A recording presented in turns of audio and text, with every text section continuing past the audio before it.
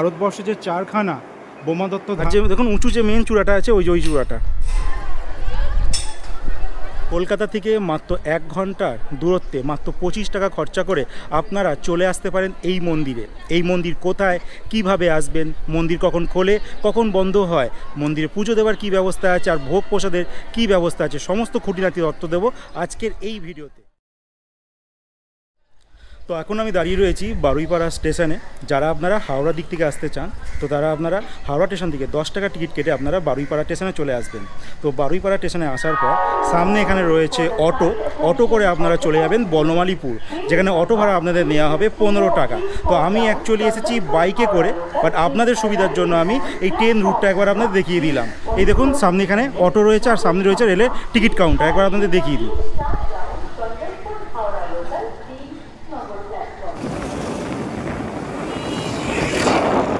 এখন আমি দাঁড়িয়ে রয়েছি বনমালীপুর মোড়ে। আর আপনারা যারা অটো করে বা এই বারুইপাড়া স্টেশন থেকে আসবেন তো সেখানে আপনাদের এই 3 মাথার মোড়টা এখানে নামিয়ে দেবে। তারপর কিন্তু অটো ওই দিকে চলে যাবে সোজা, এই রাস্তা দেখছেন এইদিকে সেবার চলে যাবে, আর অটোটা আসবে ওই দিক দিয়ে। তো আমি তো বলেই দিলাম আপনাদের যে আমি বাইকে এসেছি।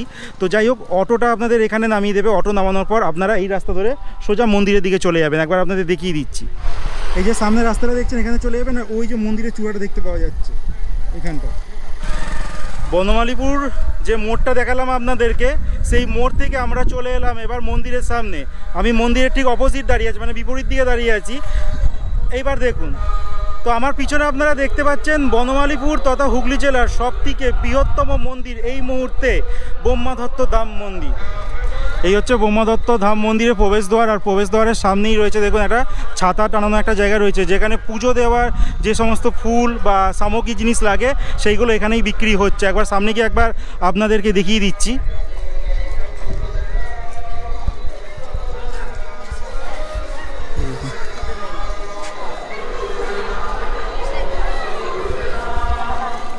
দাদা আপনাদের পুজো কত টাকা থেকে স্টার্ট হয়?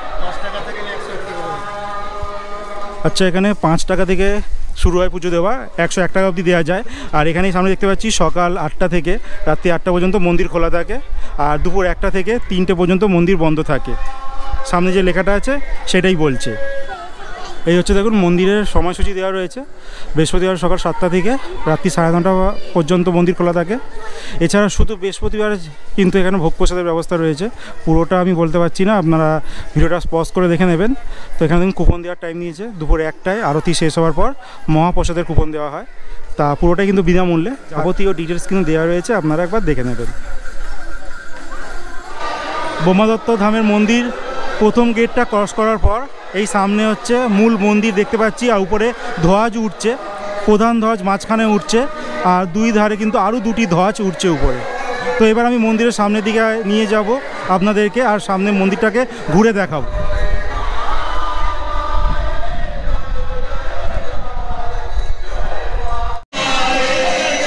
এই যে গেটটা দেখছেন, এই গেটটা দিয়েই আমরা প্রথম প্রবেশ করলাম। প্রবেশ করে আমরা এখন এই মন্দিরের উপরে উঠেছি। এবার প্রথমে যে মন্দিরটার কথা আপনাদের বললাম সেই মন্দিরটা একবার আপনাদের দেখিয়ে দিই।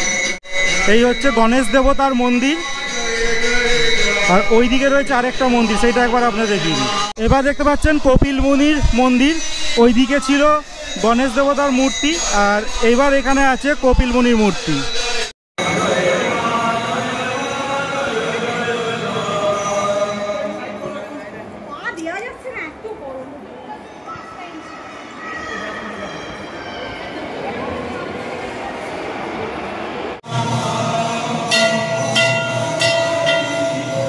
প্রবেশ করার পরই এখানে একটা ঘন্টা রয়েছে, যেখানে সবাই এই ঘন্টা বাজিয়েই কিন্তু মন্দিরে প্রবেশ করছে।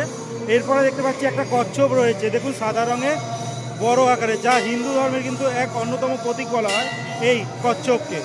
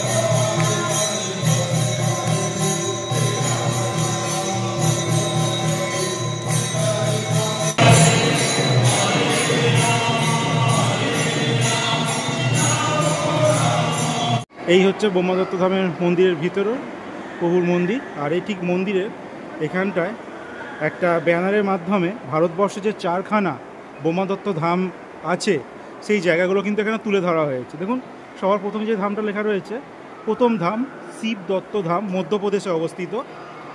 দ্বিতীয় যেটা রয়েছে সেটা হচ্ছে অনুসয়া দত্ত ধাম, কন্যাকুমারী।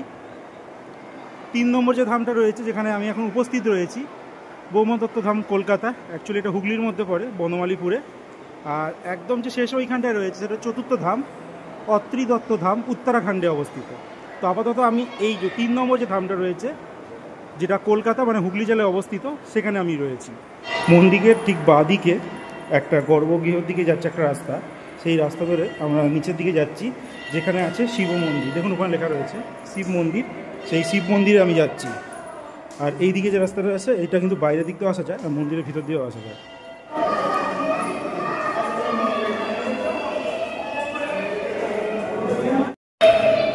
এখানে আছে সেই শিব মন্দির, বাবা মহাদেবের মন্দির। বাট এই মুহূর্তে দেখতে পাচ্ছি প্রচুর ভিড় আছে সামনের দিকে।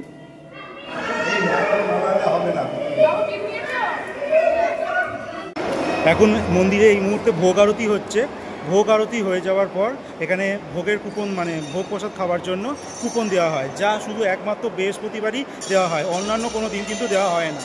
1টার সময় ভোগ আরতি হয়ে গেছে এখানে। এবার ভোগ আরতি হয়ে যাওয়ার পর এখানে ভোগ প্রসাদ খাওয়ার জন্য কুপন দেওয়া হয়। আর ছেলেদের জন্য মেয়েদের জন্য আলাদা আলাদা লাইন থাকে। বাট এই মুহূর্তে আমি এসে দেখলাম প্রচণ্ড বিশৃঙ্খলা। লোকেরা ভোগ প্রসাদ খাবে বলে লাফিয়ে লাফিয়ে একটার গায়ে দেখি 4টে লাইন করে ফেলছে, মানে প্রচণ্ড পরিমাণে বিশৃঙ্খলা হচ্ছে। যাই হোক, সুষ্ঠুভাবে লাইন দিয়ে আমি শেষ মুহূর্তে প্রায় আধ ঘন্টা লাইন দিয়েছি, তারপরে এই ভোগ প্রসাদের কুপনটা পেলাম। এবার যেখানে ভোগ প্রসাদ খাওয়ানো হচ্ছে সেই জায়গায় যাব। আধ ঘন্টা লাইনে দাঁড়িয়ে ভোগ প্রসাদের কুপন পাওয়ার পর দেখুন এবার আমাদের লাইন কোন দিকে, খাওয়ানো হবে ঠিক ওই জায়গাটায়। আর এই হচ্ছে লাইন পড়েছে, এরম গিয়ে আবার ওইদিকে ঘুরে গেছে। ভোগ প্রসাদ এই যে এখানেই দেওয়া হবে। আর ভোগ প্রসাদ দেওয়ার আগে দেখুন এরকম অনেক কল রয়েছে, যেতে যেতে আপনারা হাতও ধুয়ে নিতে পারেন। এবার প্রবেশ করছি ভোগ প্রসাদ যেখানে যাওয়া হবে সেই জায়গাটা।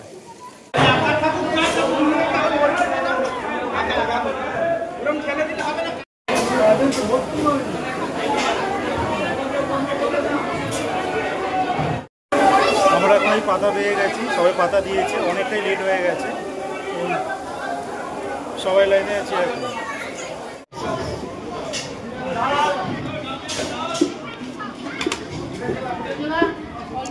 এখন যে দূরে ওই জায়গাটা দেখতে পাচ্ছেন, একটু আগে ওইখানেই ভোগ প্রসাদ খাওয়ানো হচ্ছিল। একটু আগে আপনাদের দেখিয়ে দিলাম, তো তখন ভিড় ছিল, এখন ভিড় নেই। তো আজকে কিন্তু প্রচুর লোক হয়েছিল, প্রায় 5000 মতো লোক হয়েছিল। আর লাইন ওখান থেকে যে শুরু হয়েছিল, ওখানে ভোগ প্রসাদ দিচ্ছিল, এখান দিয়ে লাইন এসেছিলো, এই রকম গেছে, গিয়ে আবার এই দিকে চলে গেছে, এই দিকে গিয়ে আবার এই দিকে বেঁকে গেছে। মানে প্রচুর কিন্তু আজকে লোক হয়েছিল এই বোমাদত্ত ধাম মন্দিরে। বোমাদত্ত ধাম মন্দিরের এই বাইরেটা যখন আসবেন দেখতে পাবেন খুব সুন্দর জায়গা। মন্দিরটা ভালোভাবে এখান থেকে আপনারা ভিউ পেয়ে যাবেন। তো মন্দিরে আসবেন তো ছবি নিশ্চয়ই তুলবেন, কারণ এই মুহূর্তে সবার কাছেই মোবাইল থাকে। আর এই জায়গাটা দেখুন দারুণ কিন্তু ভিউ আসছে, এই পিছনটা দেখতে পাচ্ছেন, দারুণ কিন্তু ভিউ আসছে। তো সেই ক্ষেত্রে আপনাদের ছবি তোলার জন্য কিন্তু এই জায়গাটা বেস্ট হবে। তো যাই হোক, মন্দিরের ভিতরে কিন্তু ছবি তুলবেন না, কারণ মন্দিরের ভিতরে ছবি তুলতে গেলে কিন্তু অনেকেরই প্রবলেম হয়, কারণ অ্যাকচুয়ালি ঠাকুরের পুজোর জায়গা, তাই জন্য বলছি।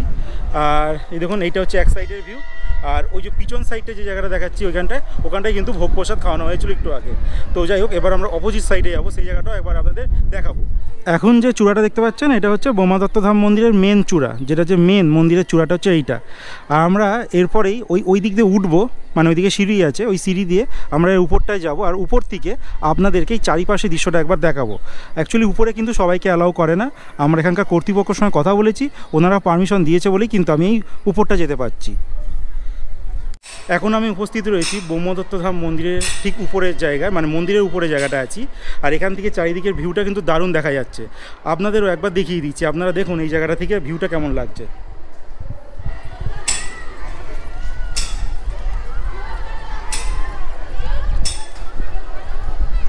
এই হচ্ছে আরেকটা জায়গা, যেটা বাঁদিকে যে অংশটা রয়েছে সেখান থেকে আমি ভিডিওটা করছি উপর থেকে। চারিদিকে ক্ষেত, আর তার মাঝে কিন্তু এই বোমাদত্ত ধাম মন্দিরটা হয়েছে। এই হচ্ছে মন্দিরের প্রথম যে চূড়াটা আছে সেই চূড়াটা, আমি অ্যাকচুয়ালি উপর থেকে দেখাচ্ছি তো তাই ঠিক এমন দেখতে লাগছে। আর যে দেখুন উঁচু যে মেন চূড়াটা আছে ওই চূড়াটা, এই হচ্ছে মন্দিরের উপরের অংশ। তো এখানে সবাইকে ওনারা উঠতে দেন না। আমি এখান থেকে যারা কর্তৃপক্ষ আছে তাদের সঙ্গে কথা বলে আমি উপরে এসেছি, তার জন্য আপনাদের দেখাতে পাচ্ছি, দেখতে পাচ্ছেন এটা হচ্ছে মন্দিরের ঠিক উপরে জায়গাটা।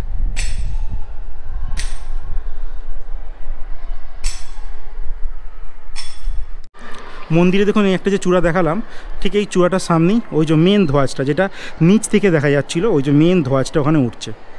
ভিডিওর একদম শেষে এসে আশা রাখবো আপনাদের যা তথ্য দিলাম সমস্ত আপনাদের কাজে লাগবে। আর আপনাদের যদি কোনো মতামত থাকে আপনারা প্রশ্ন করতে একদম ভুলবেন না, সঙ্গে লাইক করবেন আর চ্যানেলটিকে অবশ্যই সাবস্ক্রাইব করে পাশে থাকবেন।